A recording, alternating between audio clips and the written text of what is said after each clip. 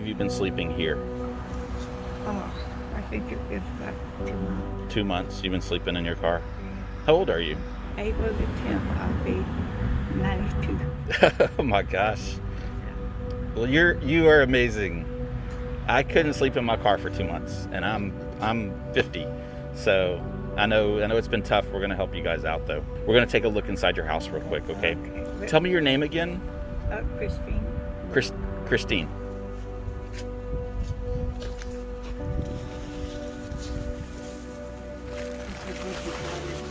This is where she potties. Okay. The water damage in here is pretty bad. Sometimes people just try to clean it up themselves and fend for themselves, and yeah, so you can see the black mold growing on the roof there. It's coming through on my camera really well. And this is her home. This is all she knows. This is too much for one person. You need a whole team of people for this one.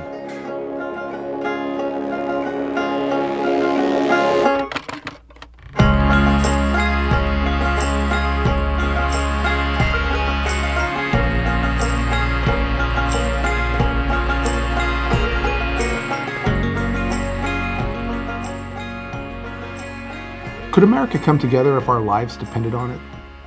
We'd like to have a conversation with you. And not a political conversation, but it's a conversation that we need to have in order to be able to face an upcoming crisis. But first, let's talk about Christine, the woman from the first video. So how did this tragic situation happen to her? Because by understanding her problem, we're going to understand the problem overall and how to help millions of people as we face these challenges. Hi, I'm Hank. I'm Chappie. And this is Do Good.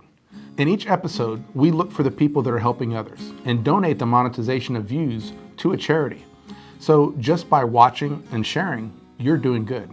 With this episode, we wanted to dive deeper into Christine's story to see where those support systems failed, with the hope that by dissecting this situation, we can see how we can better prepare for the next disaster. And with the frequency and severity of these natural disasters increasing all over the world, the chances of this hitting closer to home are a lot closer than you might think.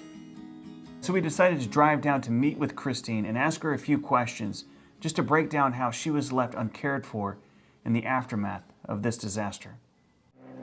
What's your dog's name? Tito. Theo. Tito. Theo Jackson.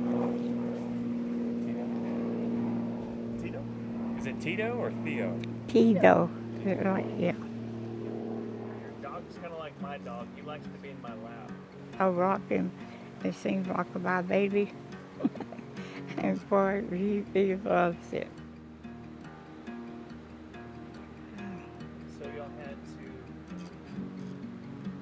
sleep inside the car. Yes, we slept in the cars. Was it hard to sleep in the car? No, not that hard. You're just a tough person. I'd have trouble sleeping in the car. We had the mold and trees and top, the house, and it just couldn't go in. It was so bad, and I didn't see it. They won't let me in to see it because it's, such a bad shape. Do you remember who came and helped you? Nobody.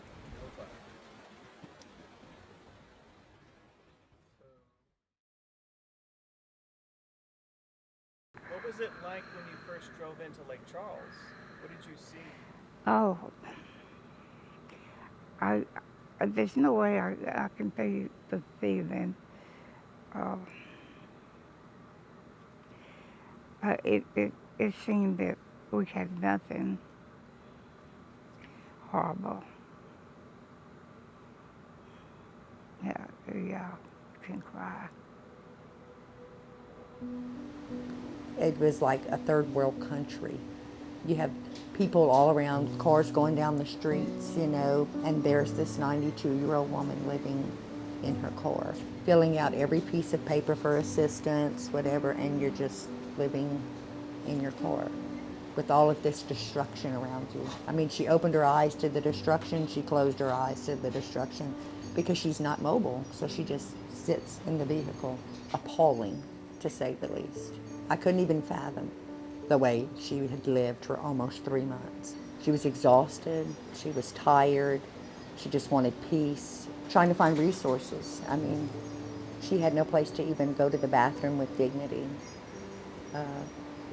I learned a lot in a very few days about just the strength that she had, listening to her story about the storm, living in her core, about losing her son. How old was your son before he passed away? Uh, 57, 57. yeah. What was his name? Uh, Eddie Burke. He had evacuated with them. They were all living in the car, and he had a heart attack. She was able to go and see him, but he was on life support. And she actually got his ashes, probably 3 weeks after she was here. And she keeps them with her in the camper. But she took that very, very, very hard. Such loss, her home, her son, her dignity. I don't know that I could have done that. She was so, you could see, physically worn down. She was very, very tired. What's been the hardest thing after seeing your home? What was the hardest thing that was on your heart? My husband. Your husband. Yeah, he's been gone for 20-something years, but he promised me a house in university. First time we saw him, I saw him. I wanted to follow up on something that Christina just said. Her husband's first pickup line was, "I'm going to buy you a house." He also told her which house. That is just a boss move, but the fact that the guy also followed through on it and then bought her that home. They were married for over 60 years. He's just an incredible individual in my book. I think that gives context to why this house was so important to her. And that's what he got. You know, he did. Was that home? Yeah.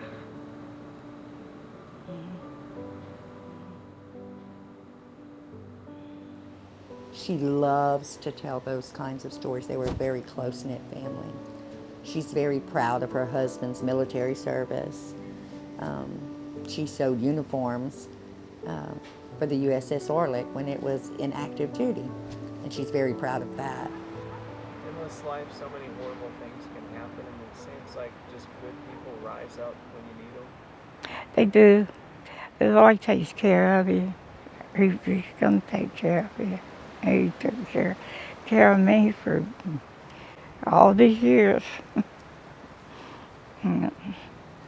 So first, how did you find out about her? Following the disaster relief, just once we got home, following all the needs in the area via social media. And the story ran through the Cajun Navy's page of finding this 92-year-old woman sleeping in her car, and they were looking for help. And immediately my response to them was, I have a camper. I own a camper. They're more than welcome to stay in it. Yeah, I'm just thinking, we know about Christine. What about the ones we don't know about? Good people that are barely hanging on the edge of survival. We see the devastation when you drive around. You see all of the devastation. When you meet the people, you see the physical and the mental drain. We have lost friends to suicide because they just can't take it. We are fighting a pandemic, a hurricane, another hurricane, an ice storm. And these are young people. These aren't Miss Christines, these are younger people who can't handle this. It's a mental health crisis. It's a physical health crisis. It's housing crisis. It's just a crisis across the board.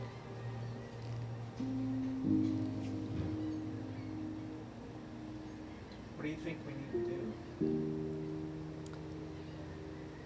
I don't know. I just want to scream. Just scream, scream, scream. Like, we're not okay. You almost want to stand up and fly a flag. Like, it's like flying an SOS. We're not okay. Where is the help? Where is our government, our state, Where's the help? You just can't leave people in the condition that Southwest Louisiana's in, all the way from Cameron Parish to Beauregard Parish to, it's not just Lake Charles. This is a mass devastation. You know, people who are already struggling through the pandemic, who barely had anything, lost jobs, lost their homes, and then are hit with these huge catastrophic hurricanes, historical hurricanes, back to back. Like, where's the help? We don't understand. And we're fighting every day, making calls to FEMA, trying to find where this connection is or that connection to do the best we can. How many people do you have here now? I have me and my husband, a friend, a nephew, another great nephew, my 2 daughters, Miss Leanne, Miss Christine, and Myra. And we had 2 other ones, Tiffany and Josh. I don't know if y'all have met them, but they were here as well. I didn't realize before we drove out to meet with them that Becky wasn't just caring for Christine. She actually had a home full of hurricane victims. What's it been like with this family? I love it. It's just like it's like I first met my pastor. I was sitting outside the library, and we talked. It was like I knew her all my life. I was driving from Houston, bringing my friend to the doctor, and one of the ladies from the Bessel Project, who's another one, these are the ones that work out of their homes, just 2 girls raising money, said, we have a 77-year-old in her car. She's critically, chronically ill. I go into the library, find out where she's at, sit and talk with her. Do you need a hotel room? What is it that you need? You're welcome to come with me. I'll follow you. She comes here. And when you're going to listen to her story, you find out that she doesn't go with anybody for some reason. And when she told me that, she said, I just felt like that's where I needed to be. And I promise you, she's only been here maybe a week. You would think she was my grandmother, my aunt, my kids' grandmother. It's just, she's originally from Mamou, Louisiana, but spent most of her life in Michigan, I think, working in the GM factory. Oh yeah, I did. I worked for General Motors for a while when I was in Michigan. When all of that, they kind of laid off all of them. Came back, tried all kinds of stuff. She even tried welding. Worked over about maybe 30 years. I don't know. I'm just guessing, She was living in an apartment complex in Lake Charles with all the handicap accessible stuff she needed because she was sick. And of course, during the storm, it got damaged. They let them stay there for a little while, but there wasn't major damage. But then insurance came in, mold and stuff. They had to go. Hotel vouchers, whatever, till that ran out. She didn't even have a car. She had to buy a car to live in. And she just kept slipping through the cracks. And has filled out every piece of paperwork. She has 3 duffel bags full. Were you trying to pack up? Were you trying to get out? I was, and by that time I was bleeding. I knew I was bleeding. So you were trying to pack up to leave. I was packing up in my chair. Everything was done in my chair. And I had gotten pretty good at it. And so I packed up and what I could, but then I was beginning to get weak. I couldn't do it. I had ran out of water, I think, at that time. The water had cut off. Electricity was gone. I had a freezer full of food, but that if you don't have no means to cook it or heat it, it's not any good. The hardest thing for me was sleeping in my car, I found, was finding a bathroom, because at the house, there's no bathroom. Everything was shut down. Like if I had to use the bathroom late at night, I was going to Memorial Hospital, to the emergency. Security stopped me and told me I couldn't use the bathroom. Why? Because of the sign. They were not supposed to let me, actually, I think, through there, without being to see a doctor or anything. I had gotten to a path where I would forget to drink. And so that way I didn't have to use the bathroom, I slept in the parking lot in the library. That was the hardest thing, was the bathroom situation. And I refused to to use the bathroom on the, by the side of my car. I couldn't do that. What was going through your mind in the midst of all this? It was a problem. Don't get me wrong. It was always a problem. But I never thought to be angry or disgusted or find that it was a hardship. It was a hardship, but it was something I had to do. There's no need to get angry.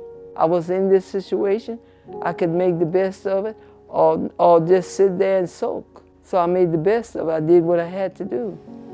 We're going to bring her back and forth to her doctor's appointments, and now she can take her medication regularly and shower and do the things she needed to do. You heard my husband say earlier, she didn't need us, we needed her. Because she has really, she's amazing. She's just amazing. Yeah, if they were to send support, what could be done? I mean, what would you do with it? I would find a good place for it because we can provide for the families that we host. I would probably put it towards things that they might need that were a necessity. Okay, so I want you to have some context for what just happened right there. When I was asking her some of these questions, like, well, how can we support you? One, I could see that she had no pre-planned idea. She had no idea that we were going to even ask something like that. So she was just giving really honest answers. And as you saw, she wasn't trying to figure out how to get money for herself, how to get more notoriety. It's not about that for Becky. They are very genuine people. And the first thing they thought about was, one, push it off to somebody else because they have enough to feed the people that they've been caring for. And two, if they did get anything that to help Miss Leanne with her mobility issues and to help get them back on their feet. These are the exact people we should be supporting. These are the individuals who step up as heroes and they give and they give and they give. And if they get any resources, then they just look to take care of the people that they've been trying to take care of anyways. There are good people out there. Very impressive, and I'm very humble. Yeah, honestly. I can't imagine what it'd be like to be sleeping in your car at 92. All of the years she invested in other people, raising a family, caring for her community, just to be left homeless and discarded.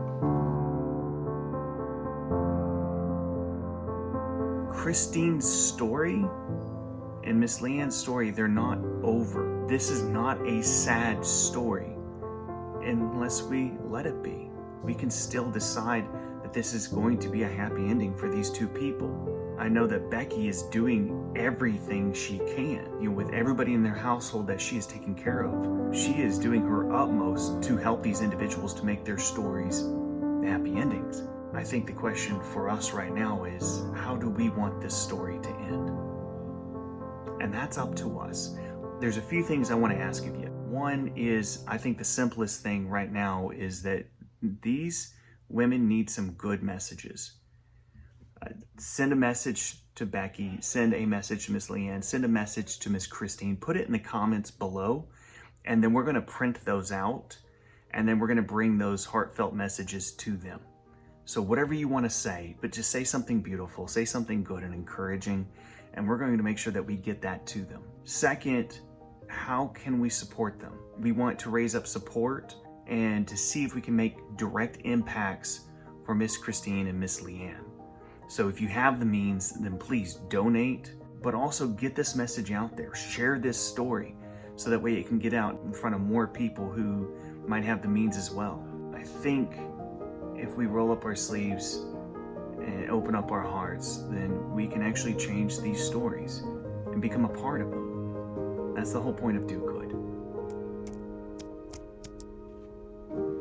Thank you. It's just been so great seeing y'all.